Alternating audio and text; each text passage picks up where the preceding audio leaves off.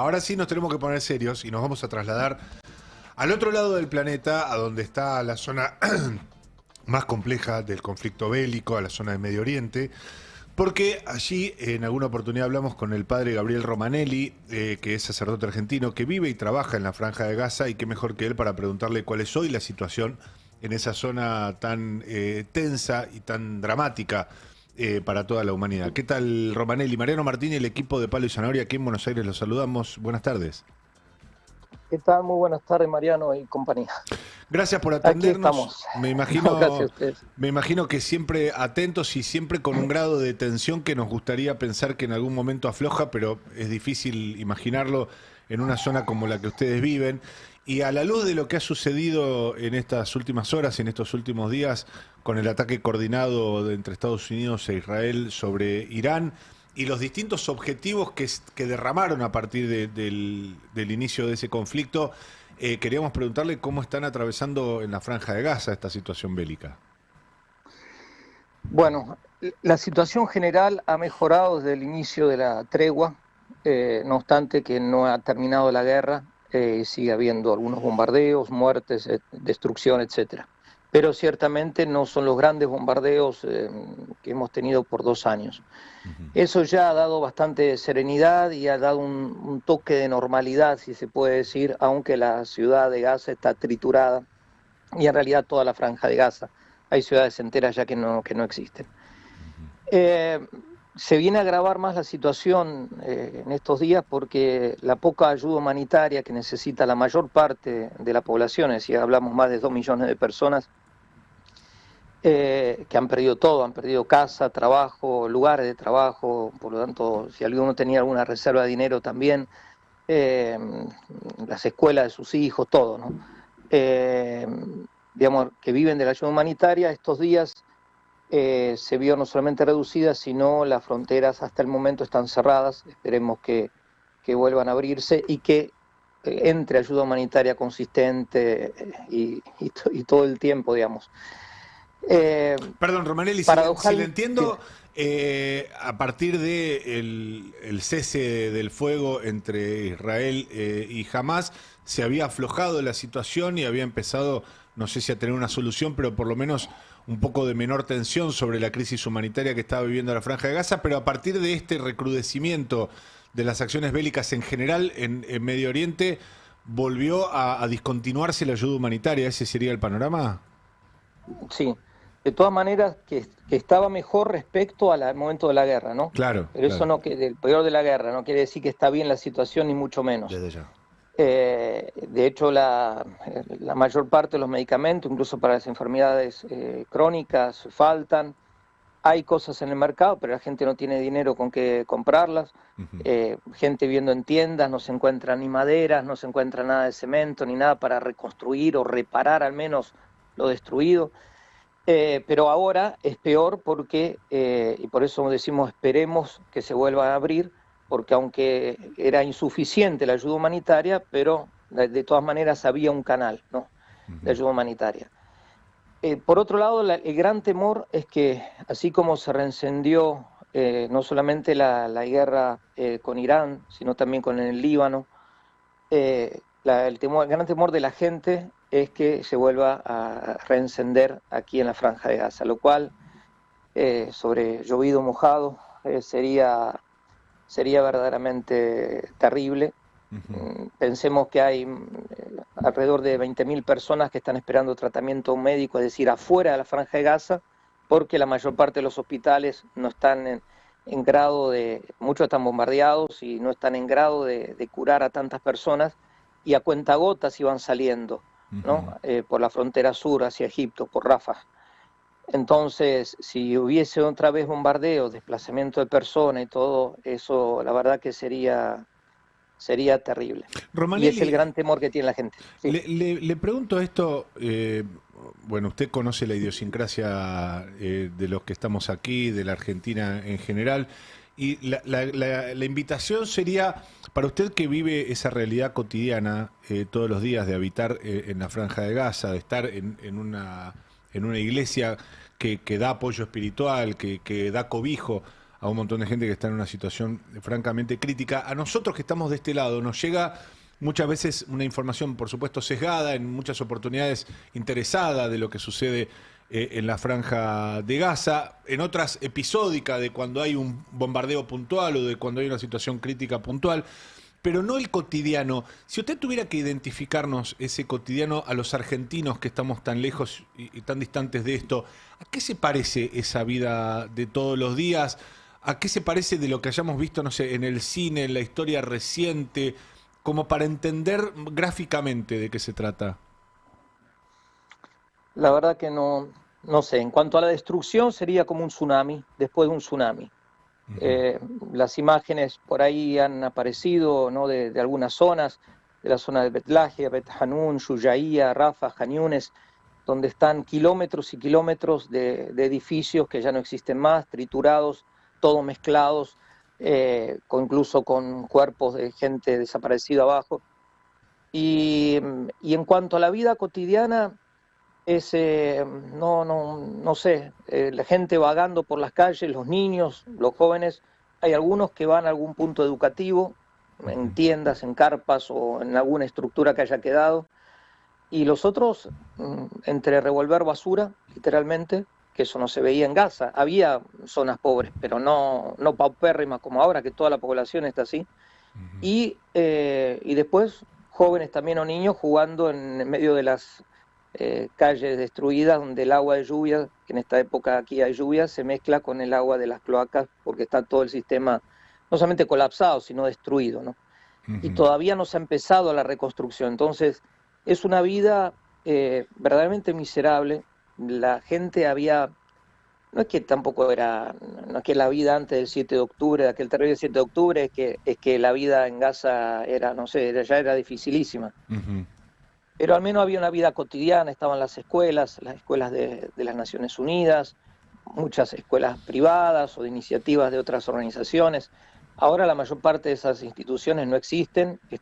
Nosotros teníamos 3 escuelas católicas, las 3 están ocupadas por refugiados, aquí por los refugiados principalmente cristianos y los niños discapacitados de la hermana de la Madre Teresa, y las otras 2 escuelas de familias musulmanas, de civiles.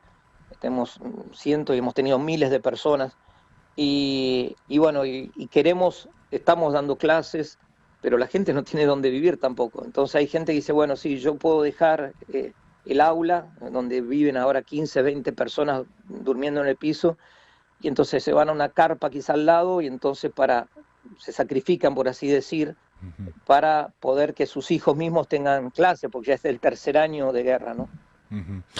Ahora, sí, no, lo escucho, padre. No, y entonces después, digamos, por ejemplo, suministro eléctrico no hay desde el inicio de la guerra. Ahora mismo nosotros podemos hablar porque estamos produciendo con un poco de diésel, pero cuando dice suministro eléctrico, solar recuperado, cuando dice suministro eléctrico, que no hay, padre, ¿a qué franja, a qué espacio físico se refiere que no hay suministro eléctrico? No hay en toda la franja de Gaza. Lo que hay mínimo, por ejemplo, hay una usina que está en la parte de Deir el-Balah, que está en el centro de la franja de Gaza, pero todavía no está funcionando. Es decir, no Antes tiene la electricidad venía desde Israel o desde Egipto, ¿no? Sí, no tiene electricidad, perdón, ¿cuántos millones de personas desde hace 2 años? 2.300.000 personas. Ningún tipo de suministro, salvo el que puedan autogenerar o lo que se puede hacer, sí, me imagino, para áreas reducidas, no para centenares de miles. Hay, por ejemplo, para que te dé una idea, desde la tregua ha empezado a entrar más diésel, no más gasoil. Sí. Con ello hay algunos generadores que han quedado de antes, entonces hay gente que para vivir se las ingenia, entonces venden electricidad, ¿no?, a los vecinos, pero son generadores pequeños.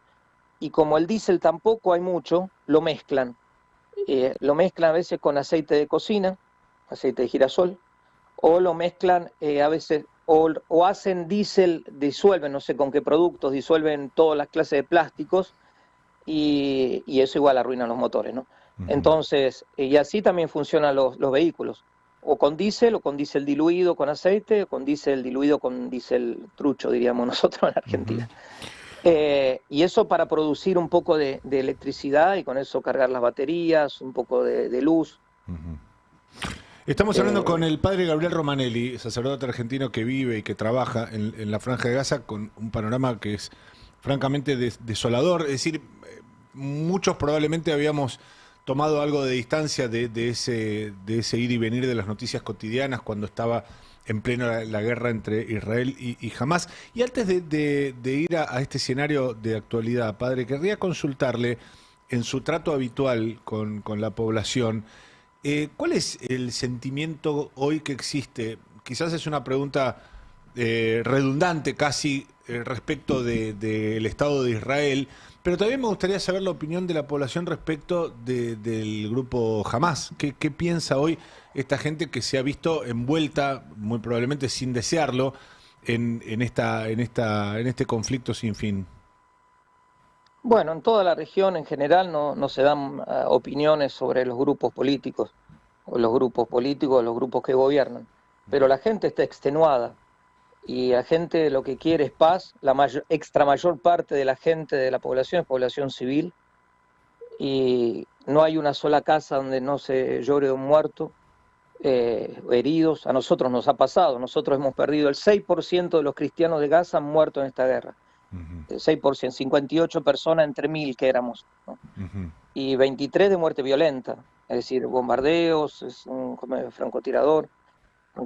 Entonces, digamos, la gente está extenuada. Lo que hace falta, dicen, que nos den una palabra que se terminó la guerra y que nos permitan reconstruir, pero para reconstruir es absolutamente necesario que se dejen entrar, con lo que volvíamos al tema de las ayudas humanitarias, porque a estar todo triturado, todo es todo, digamos, las tierras donde era de cultivo, muchas están, por ejemplo, ahora la franja está dividida en dos, ¿no? Esta parte del ejército, hasta que termine toda esta primera etapa de alto el fuego, pero ahí eran grandes zonas de cultivo.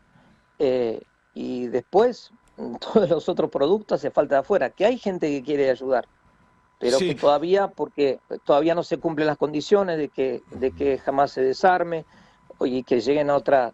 Entonces hay acusaciones mutuas, digamos, yo no entro en mérito de todo eso. Lo cierto es que la población, la extra mayor parte de la población necesita absolutamente de todo y el tiempo está matando quizás más que las bombas en este momento. Padre, yo recuerdo al presidente de Estados Unidos, Donald Trump, diciendo que se iba a convertir a la Franja de Gaza en una suerte de balneario de lujo de Medio Oriente. Y la verdad que lo que usted nos está contando es esta imagen el cotidiano de un tsunami, eso proyectado a todos los días y a todas las noches y a toda la población. Parece que no está ni en el sueño más osado en ningún horizonte.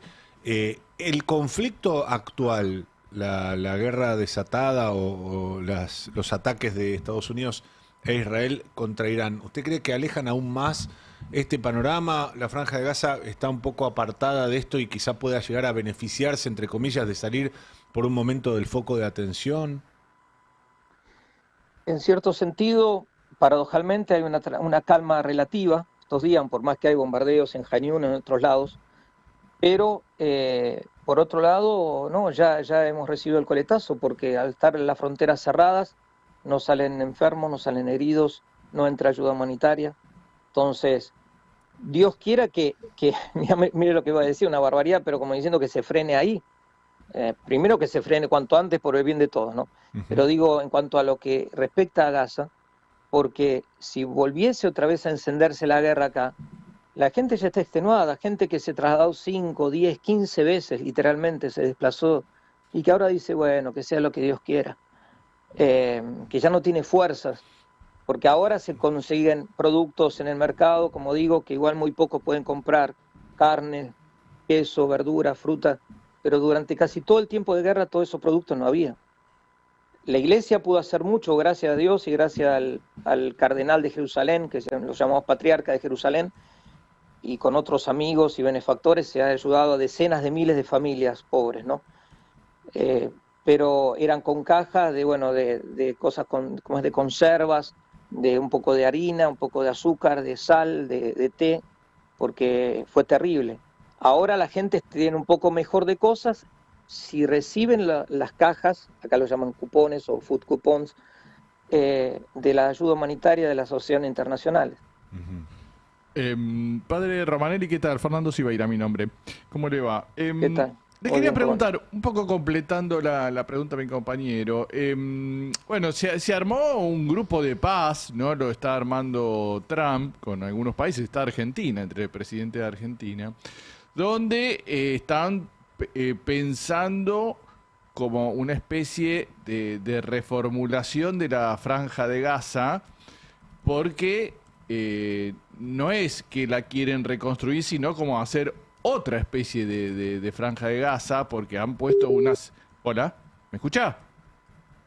Me parece que se interrumpió la comunicación. Se Padre cortó. Romanelli, ¿nos está escuchando? Bueno, era de esperar también que Sí, en se las escuchaba. circunstancias en las que nos está contando Se escuchaba muy bien. el padre Gabriel Romanelli, que es este sacerdote argentino que vive en la Franja de Gaza, que yo realmente desconocía que estuviera interrumpido todo el Totalmente suministro la electricidad. O sea, de están energía viviendo eléctrica. como si fuera en otro siglo. Sí, te diría Edad Media, ¿no? Porque además, cuando vos decís otro siglo y le sumás a la ausencia de servicios básicos elementales, la destrucción, las aguas cloacales, ya estás hablando directamente del feudalismo, ¿no? De la gleba. Sí, y que obviamente tiene que ver con lo que vos decías, los servicios más fundamentales, la alimentación y luego algo que es un arma hoy, que es la comunicación. No, y la Estás en educación. desigualdad de condiciones. Sí, están en las escuelas están como centro de refugiados. Sí, Ujú. sí. Bueno, creo que no vamos a poder restablecer, ¿no? Está un poquito complicado, evidentemente. Hasta acá llegamos con la comunicación, que creo que fue muy elocuente. Sí. Nos faltaron un montón de preguntas. Yo hubiera querido avanzar más, porque la verdad que a veces... Ah, Sí, ¿nos escucha Perdí el Romanelli? internet, ahora lo recuperé. Ah, bueno, nos alivia muchísimo. Escuché, Fernando, que estaba diciendo Sí. de la reconfiguración. Sí, de Y ahí se Gaza, cortó. porque bueno, lo que mostraron desde el entorno de Trump era una especie de Gaza que parecía Dubái, ¿no? Con rascacielos y distintos dibujos, imaginaban así la reconstrucción de Dubái, en donde no sé en qué lugar queda la población hoy de Gaza. Y a propósito de todo lo que todo lo que nos contaba usted, ¿no? Las situaciones en las que están sobreviviendo hoy y ponen esas imágenes con Gaza convertida en una especie de paraíso ultramoderno. O sea, todo lo contrario. Yo no sé cómo lo están viviendo ustedes desde ahí, eso que se está planeando. Bueno, acá no podría repetir lo que dice la gente, porque la gente ve todo eso como algo directamente desencarnado, algo que, ¿para quién sería? ¿Serían para los 2.300.000 personas? No Estarían parecería, ¿no? contentísimos. Después, digamos, los palestinos tendrán una voz, algo que opinar, al menos algo en esa reconstrucción. ¿Cómo puede ser que el pueblo, digamos, y solamente pensando esta parte de Palestina que es Gaza, después estaría Cisjordania o Jerusalén Oriental, pero algo están reconstruyendo, están pensando en reconstruir, y ese es el gran temor de la gente. Gaza es haciendo los números redondos, son como una franja de tierra de 35 kilómetros por 10, unos 350 kilómetros cuadrados. Al menos la mitad está por el momento bajo ocupación militar. Y en la otra mitad está la gente amontonada como puede, sobre todo en la zona de la ciudad de Gaza y también en toda la zona costera. Ayer he tenido que ir para el lado del sur de Brech y Deir el-Balah, y volviendo en la playa literalmente lleno de tiendas, gente viviendo ahí, viviendo con nada. Digamos, a esa gente la construcción, el futuro va a ser para ellos, y ahora lo que sorprende es que el que quiera hacerlo más tiene que empezar por hacerlo menos. Y la población aquí sigue padeciendo, como digo, cuando el hecho de que falten los medicamentos digamos, para la diabetes, para presión, ni que hablar para tratamiento de cáncer, entonces uno se pregunta por qué eso. Digamos, yo digamos, no tengo identificación partidaria, pero la población civil, digamos, ¿qué tiene que ver? Bueno, que el tema es con Hamás, la población civil, digamos, y hay asociaciones que no tienen absolutamente nada que ver con los grupos de aquí, que quieren hacer bien y que necesitan la mayor parte de la población. La mayor parte de la población hace unos años atrás era menor de 18 años, y no creo que haya cambiado mucho la demografía en ese sentido. Entonces, que se piense un futuro, primero con la participación del pueblo que tendrá que participar, que tendrá que vivir en ese futuro, y después ahora en concreto, aquí ahora. Y bueno, eso es lo que me parece que puede ser muchos tengan buenas intenciones, pero las intenciones no son suficientes. Padre, le consulto algo muy puntual. Cuando se habla de el dolor, el sufrimiento de la población civil en la Franja de Gaza, en general, muchas instituciones que reportan al gobierno de Israel han señalado que, incluso reconociendo esta crisis humanitaria, señalan en muchas oportunidades que se hace necesario porque jamás se oculta en los entornos de los hospitales, de las escuelas, y que la acción bélica necesariamente va a generar algún daño por culpa de que Hamás utiliza estos ámbitos y escudos humanos, entre comillas. ¿Qué le pasa a usted con este razonamiento? Yo no justifico nunca el mal, ni siquiera para acabar con otro mal.